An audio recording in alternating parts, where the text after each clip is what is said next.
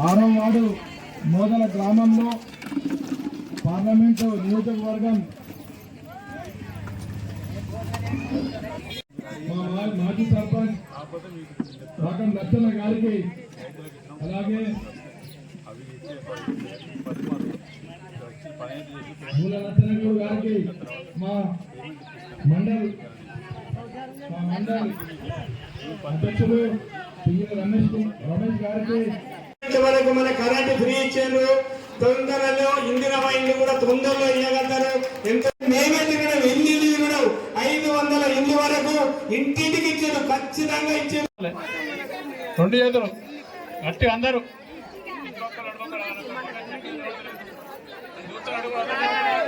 చేతి గుర్తుకే చేతి గుర్తుకే చేతి గుర్తుకే.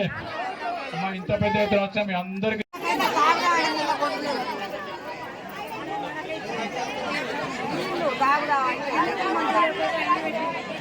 హైదరాబాద్ పోకుండా ఇక్కడ చేస్తామని చెప్పిన అది కూడా శాంక్షన్ అయింది.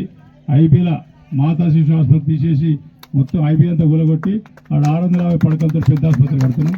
దానికి శాంక్షన్ కూడా అయిపోయింది.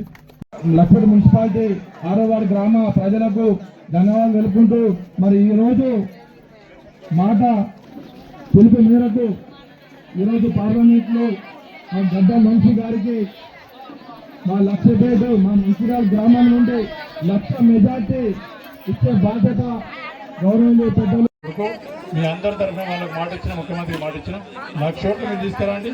నీకు ఇలా అన్నావు కదా కరెక్ట్.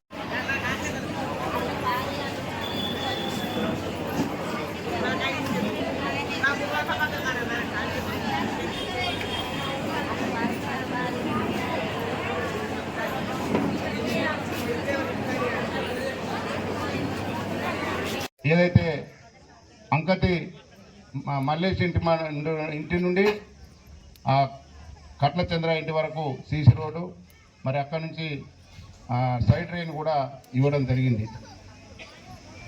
ఇంకా ఇబ్బంది కానీ మీ యొక్క ఎవరికైతే వాళ్ళు అప్లికేషన్ రాసిస్తే అవి చేయడం జరుగుతుంది. మరి ఇప్పుడు ఇండ్లు కూడా ఇందిరమ్మ ఇండ్లు ఇవి ఎలక్షన్ తర్వాత ఒక 2 నెలలు ఉడకబట్టండి. దాని తర్వాత ప్రతి ఊరికి మళ్ళా ఒక 25-30 ఇండ్ల నుంచి ప్రతి గ్రామం మున్సిపాలిటీకి దాదాపు ఏం లేకున్నా ఒక 80-90-100 దాకా వస్తాయి. అటు మనం మన గమల్పూర్ గ్రామాలకు 20-30 ఈ విధంగా వస్తాయి.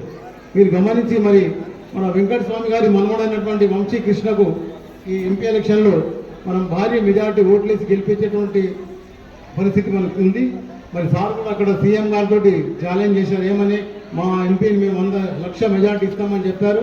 మరి మనం కూడా దానికి తగ్గట్టు మంచి మెజార్టీ, ఇంతకుముందు గంపలపల్లి 80%-90% మెజార్టీ ఉండే, ఇప్పుడు దానికంటే ఇంకా ఎక్కువ శాతం అయినటువంటి ఓట్లు వేసి మన సార్ను వంశీ గారికి మెజార్టీ ఇవ్వాలని నేను ఈ సభాముఖంగా కోరుతా ఉన్నాను. మరి నాకు ఈ అవకాశం ఇచ్చినటువంటి పెద్దలకు జై హింద్, జై పిఎస్ఆర్, జై కాంగ్రెస్. ఏం చెప్పినా 6 గ్యారెంటీలు చెప్పినాం. అందులోకెళ్ళి 2 గ్యారెంటీలు మొదలెచ్చినాం. ఎన్నికలు అయినాక గెలిచినాక 4 రోజులకే. ఒకటి ఉచిత బస్సు ఎక్కినా, మీరందరూ ఉచిత బస్సు అమ్మా ఎక్కిరా, చేతులు ఎవరితో ఎక్కలే ఉంటుంది. ఇంక బస్సు ఎక్కలే, ఇంతవరకు ఎక్కలే. ఎక్కినా చెప్తలేదు, నవ్వుతాను. హైదరాబాద్ దాకా పోయేస్తాను. తల్లిగారింటికి పోయినాడే, తల్లిగారింటికి పోయినా బస్సులలో. అమ్మ తల్లిగారింటికి పోయినా, మరి చేతులు భయపడతాను. చేతులు ఎవరితో కిరాయి బస్సు కిరాయి ఖచ్చితంగా బస్సు కిరాయి మాఫ్ అని చెప్పిన చేసినాం. వీళ్ళందరూ బస్సులలో తల్లిగారింటికి వేసారు.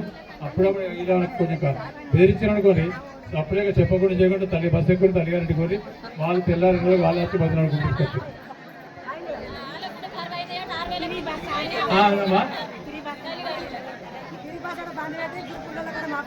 ఏందమ్మా 3.5 నెలలు అయింది.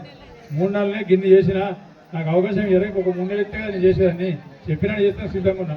వాళ్ళ లెక్క పారిపోయే లేదు. మీరు కళ్ళబట్టే చేయబట్టే మీ దగ్గరికి వచ్చి మాట్లాడుతున్నాను. ఖచ్చితంగా చెప్పి చేస్తా, మన భయపడేం లేదు. ఇక బస్సు ఇచ్చినాం. ఇంకోటి ఆరోగ్యశ్రీ కింద 10 లక్షల ఇన్సూరెన్స్ చేసి ఇచ్చినాం. అమ్మ ఆరోగ్యశ్రీ గురించి కొంచెం ఒక 2 నిమిషాలు వినండి. మీకు సంబంధించింది మీ తరఫున ప్రభుత్వం 10 లక్షలకు ఇన్సూరెన్స్ చేసింది. ఆరోగ్యశ్రీ కింద 10 లక్షలకు ఇన్సూరెన్స్ చేసింది. ఆ 10 లక్షల రూపాయలు మీకు ఎప్పుడన్నా బీమార్ వచ్చినప్పుడు 10 లక్షల వరకు మీకు రూపాయలు అనకుండా ట్రీట్మెంట్ చేయించుకోవాలి. కానీ ఇక్కడ రోజు అలవాటు అయిపోయింది.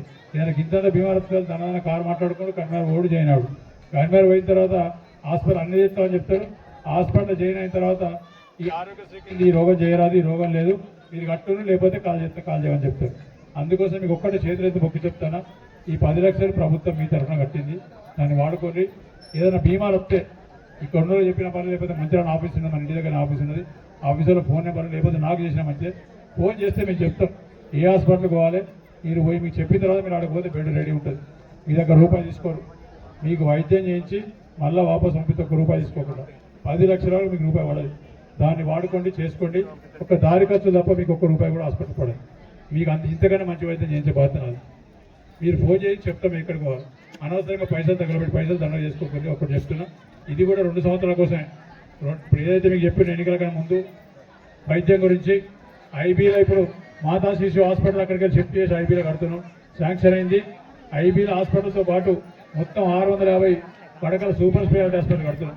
దాంట్లో మాతా శిశుతో పాటు అన్ని రకాల వైద్యం ఉంటుంది. యశోద హాస్పిటల్ ఏదైతే మీకు వైద్యం చేస్తారో, నిమ్స్లో ఏదైతే వైద్యం చేస్తారో అంతకన్నా మంచి వైద్యం మంచిర్యాల తీసుకొచ్చి ఏర్పాటు చేస్తున్నాం.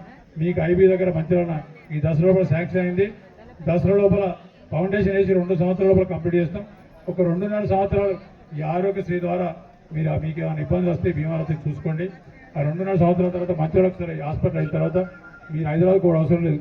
హైదరాబాద్లో ఏదైతే యశోద హాస్పిటల్ వైద్యం అయితే అంతకన్నా మంచి వైద్యం మంచిర్యాల దొరుకుతుందని చెప్పిన దానికి చేస్తాం, సిద్ధంగా ఉన్నాం. శాంక్షన్ చేయించుకున్నాం.